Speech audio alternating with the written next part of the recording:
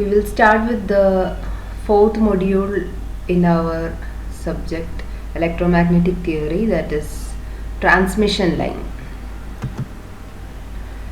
Till now we were discussing wave propagation in various medium, reflection, etc. So wave propagation can be considered as an unguided medium of transmission, whereas there are some guided structures like transmission line or coaxial cable or waveguides. All these are called guided structures because they guide the energy propagation from source to the load. In case of wave propagation, there is no guided structure. That's why it's called unguided medium, which is used in radio and TV broadcasting. But in guided structures, the energy is propagated through these structures.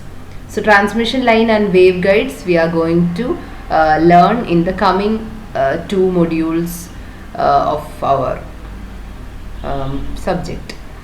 Okay, and transmission line basically it consists of two or more parallel conductors which will be connecting the source to the load. So energy will be transmitted from source to the load through this transmission line, which will be two or more parallel conductors. And the common two transmission lines which we are familiar is, one is coaxial cable, which will be having an inner conductor and outer conductor and in between an insulator, and another simple one is parallel wire transmission line consisting of two wires in parallel. And we are going to derive the transmission line equations, or we are going to analyze the transmission line, the voltage, current, etc. So for that, let's consider, so this is a very simple case of two-wire transmission line, and if the length is, say, the total length is Z, let's take a very small length, say delta Z, and in this very small length delta Z, we can consider that it is a connection like this, where we cannot calculate the entire resistance or inductance or capacitance or conductance. So what we do is we define the distributed parameters or distributed elements of the transmission line. So here let's take, say here this is R, this is L, this is G, G is 1 by R, and this is C. And in this unit length, so we can consider that R is the resistance per unit length of the transmission line. So transmission length, the total length is not considered for the transmission line. Instead, we consider a unit length of the transmission line, and for that unit length we consider a resistor, an inductor, then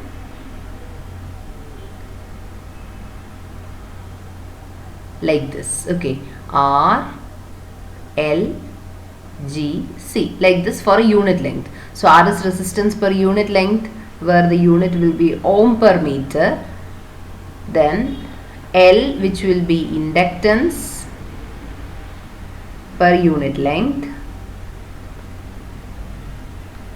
which will be Henry per meter, then conductance G, conductance per unit length.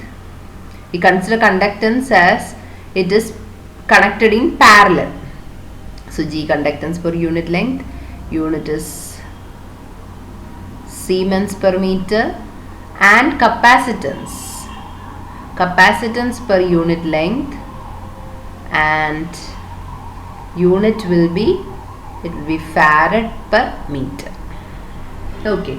So these are the four distributed parameters of transmission line R, L, G, C, and these four are the values of resistance, inductance, conductance and capacitance corresponding to a unit length. So based on the length of transmission line we are considering, you can directly multiply these distributed parameters R, L, G, C with the length of the transmission line. So you can consider like this. See, if it is total length is like this, it is divided into infinite number of small sections, each section of length delta Z, such that there will be a resistor, inductor, capacitance and conductance. And to get the resistance value, R delta Z, to get the inductance value it will be L delta Z, to get the conductance value it will be G delta Z, and to get the capacitance it will be C delta Z. So this is the model, or this is how we model the two-wire transmission line. Okay, and this is called L-type equivalent circuit. This is called L-type because of the its shape. We call it as an L-type equivalent circuit, where here what you are taking is, here it is Z and here it is Z plus delta Z. So you are considering a total of length delta Z of the transmission line. We are considering a very small length delta Z of the transmission line starting from Z. Here it is Z and here it is Z plus delta Z. So from Z to delta Z, the total length is delta Z. So naturally the distributed parameters will be multiplied with delta Z. R delta Z, L delta Z, C delta Z and conductance G delta Z. That comes here. Okay, R delta Z, L delta Z, G delta Z and C delta Z. R and L connected in series and conductance, capacitance connected in parallel. Now what we are going to do is, here at the point, here the position is ZT. So the voltage is taken as VZT. This is voltage is VZT. And here it is Z plus delta Z. So this voltage is taken as VZ plus delta ZT. So here voltage is VZT and here voltage is VZ plus delta Z into T. Then current, here the current, let it be IZT. It is passing through this resistance and this inductance, and here you can apply Kirchhoff's current law, and here the current is IZ plus delta Z. Here it is IZT. So here what you can write, IZT is split here. So IZT will be equal to IZ plus delta Z into IZ plus delta ZT plus delta I. Delta I is again sum of current flowing through the conductance and current flowing through the capacitance. So this is how you apply the Kirchhoff's current law at this node. Again, what about voltage? Voltage will be VZT will be equal to voltage across the resistance. Say if it is V1, it will be V1 plus V2 plus, here it will be V1 plus V2 plus the total voltage across this parallel component, capacitor and conductance, that we have assumed to be VZ plus delta Z into T, comma T. So these are the two basic equations applying Kirchhoff's voltage law and current law. IZT at this node, IZT is equal to IZ plus delta ZT plus delta I, and second equation is VZT is equal to voltage through resistor plus voltage through inductance plus VZ plus delta Z into T. And the derivation is just these two equations we are applying and deriving the equations. So hope this is clear. I'll explain again. We are considering an L-type equivalent circuit and considering a very small length of the transmission line, it is delta Z. Within delta Z you are modeling the distributed parameters, say resistance, inductance, conductance and capacitance, and as it is length delta Z, you multiply each element with delta Z. So resistance is R delta Z, inductance is L delta Z, conductance is G delta Z and capacitance is C delta Z. Here voltage is VZ plus delta ZT, here voltage is VZT. And here current entering is IZT, here it is split into IZ plus delta ZT and delta I. So these are the two equations, basic equations that you are applying to derive the transmission line equations.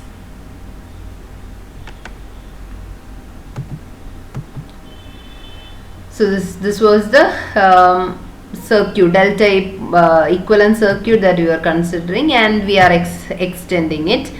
So it is V Z T is equal to or minus V Z T plus I Z T R delta Z. This is the voltage across the resistor, I Z T R delta Z. Same current flowing through the inductance. And what is the voltage across the inductance? It is L di by dt. That is the voltage across inductor.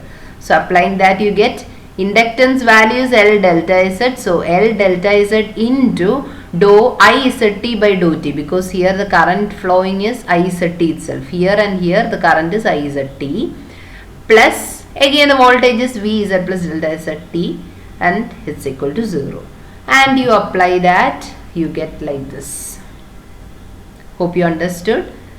We are taking these two terms together on one side. So you will be taking these two terms to the other side, you get minus of Vz plus delta Zt minus Vzt by delta Z. You are dividing these two terms with delta Z, you get Rizt here and L dou Izt by dou T. You will get like this. And this is equivalent to, this is the definition for the derivative. It will be dou V by dou Z. So when delta Z tend to 0, you will be getting negative dou Vzt by dou Z is equal to Rizt plus L dou Izt by dou T. So here you only applied the Kirchhoff's voltage law. The basic equation was Vzt is equal to voltage across the resistance plus voltage across the inductance plus Vz plus delta Zt. On applying this, voltage across resistor is this, voltage across inductor is this. You substituted that, and after this step you get this equation. So you got the equation for derivative of V with respect to Z. Dou V by dou Z equation you derived. In the next step, we are considering Kirchhoff's current law. Here again, what is happening? This current is Izt. So you write Izt is split into delta I. Let's take this current to be delta I. So delta I plus Iz plus delta Zt. And delta Z means it is sum of current flowing through conductance and current flowing through capacitance. So this will be again having current through the capacitor plus current through the conductance. Both these will come in delta I. So again you are substituting, what you will be getting Izt minus, here you are taking it here, Izt minus Iz plus delta Z into T minus current through conductance, that is current is voltage by resistance, it is equal to Vg, and here it is G delta Z. So and voltage across this is the voltage across the conductance. So Vz plus delta Zt into G delta Z. This is the current through conductance. Now current through capacitance is, current through a capacitor is always C dou V by dou T. This is the current through a capacitor. Current through a capacitor is C dou V by dou T. So capacitance value is C delta Z into dou V Z plus delta Zt by dou T. In both these cases, the voltage across these elements is Vz plus delta Zt, that we are substituting here. Again, you will get the final equation like this. What you are doing here, we make it in this form so that you can write dou Izt by dou Z. Rest of the terms you write here. So in the last step you got the equation for dou V by dou Z, and here you got the equation for dou I by dou Z. So you applied Kirchhoff's voltage law and you got dou V by dou Z. In the next step you applied Kirchhoff's current law and you got dou I by dou Z equation. So after deriving these two equations, so this was first equation, this was first equation, and this is second equation. Now what you do is, V, you take harmonic time dependence. So you can write it as Vs e raised to j omega t. So what will happen? Time dependence can be removed, because dou by dou t term will become, what will happen? It will be dou by dou t can be replaced by j omega term. This we learned earlier in second module. Hope you remember that, about harmonic time dependence and writing in like this, equating it as Vs e raised to j omega t, and dou by dou t term can be replaced with j omega. Why? Because time dependence is expressed like this. So taking derivative, you will get j omega into e raised to j omega t.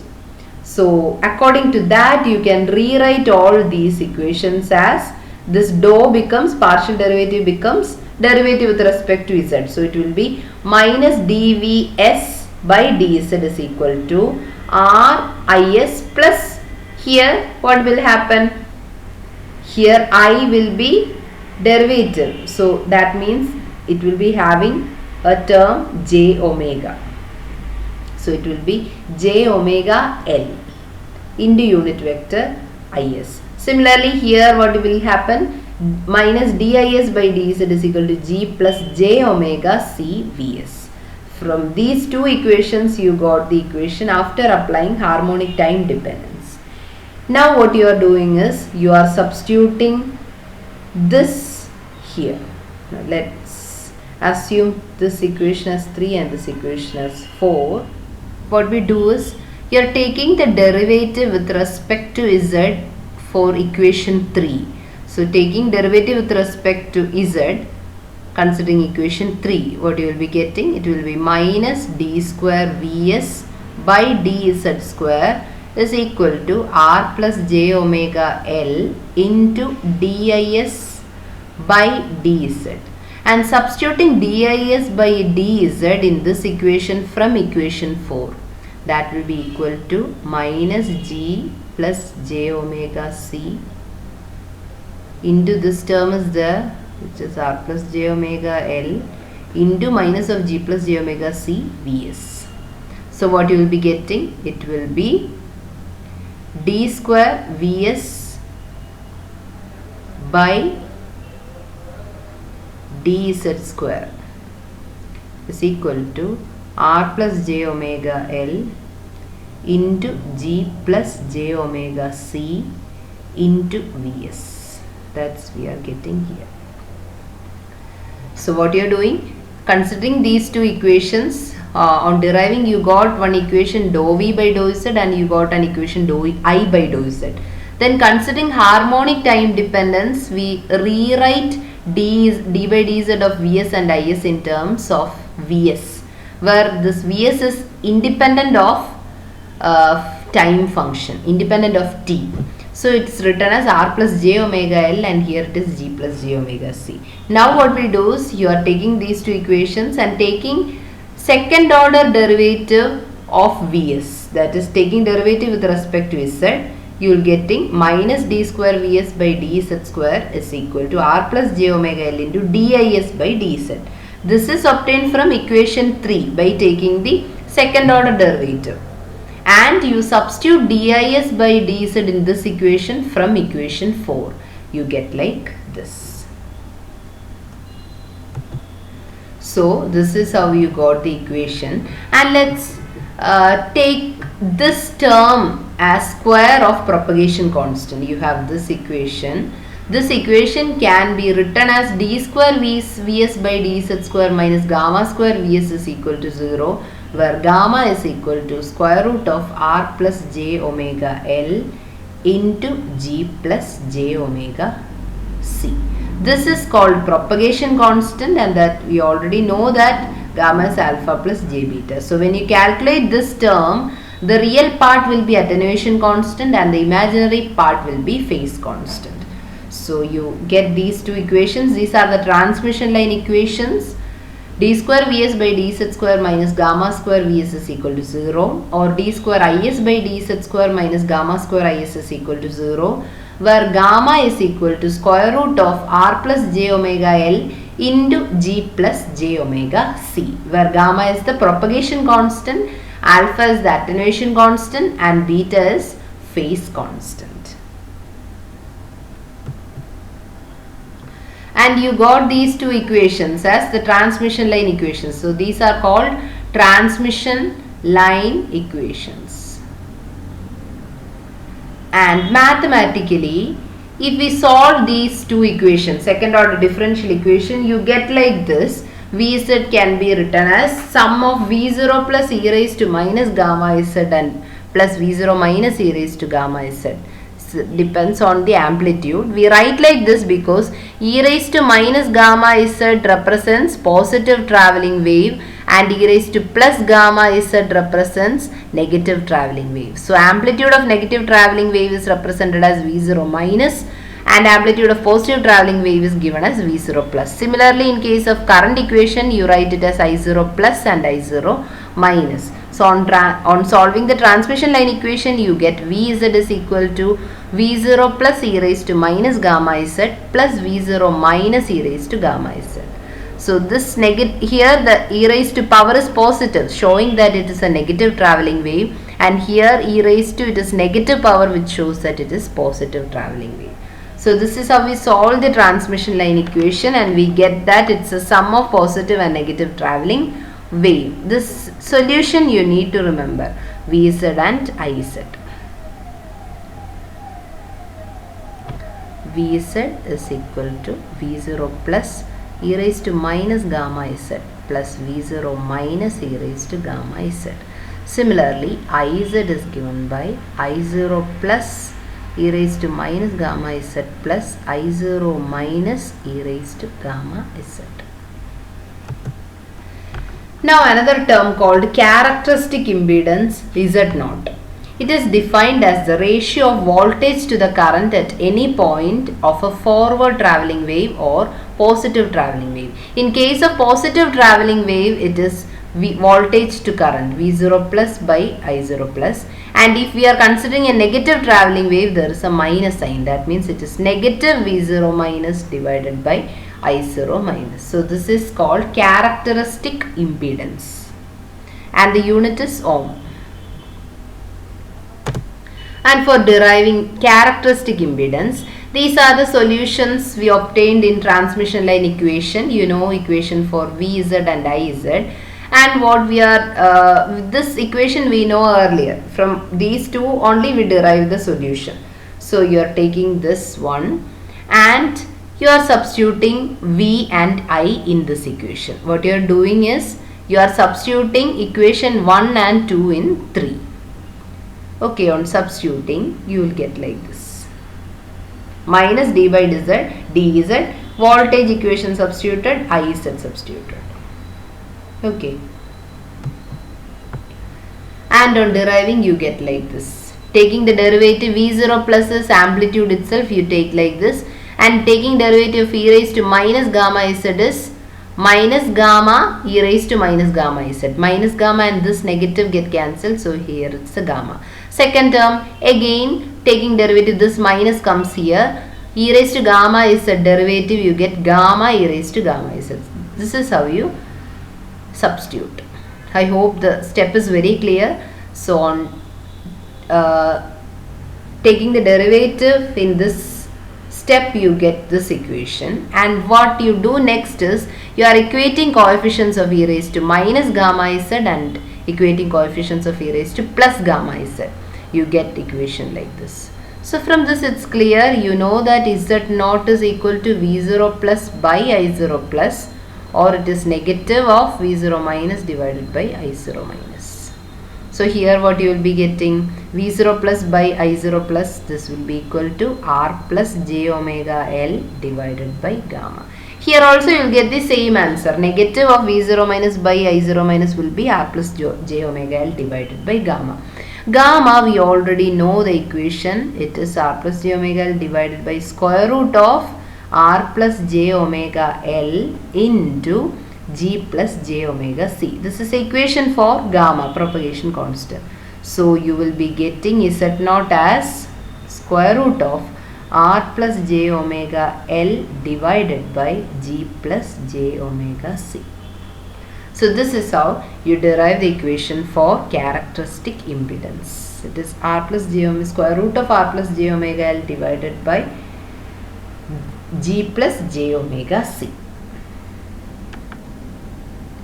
Equation for characteristic impedance Z0. You can take the other equation also in a similar way. No need to write in both ways. I have just shown you. If we take this equation with respect to I, again substituting equation for I0 plus e raised to minus gamma z plus I0 minus e raised to gamma z, taking the derivative and again equating coefficients of e raised to minus gamma z and e raised to plus gamma z. What you will be getting? You will getting a similar equation, again V0 plus divided by I0 plus is equal to gamma divided by G plus j omega c. Again what you are doing? Square root of R plus j omega L divided by into G plus j omega c. This is the equation for propagation constant divided by G plus j omega c. You are getting the same equation, square root of R plus j omega L divided by G plus j omega c. So this is the equation for Z0.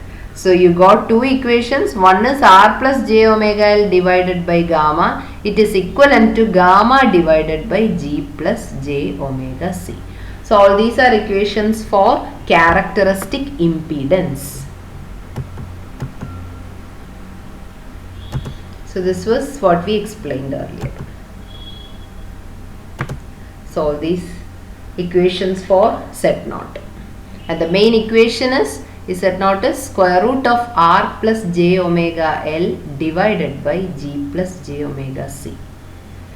Equation for propagation constant is square root of R plus j omega L into square root of G plus j omega c. These are two very important equations in transmission line.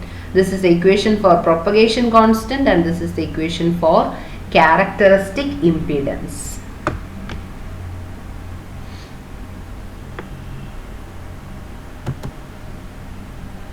So all these are the equations we derived now.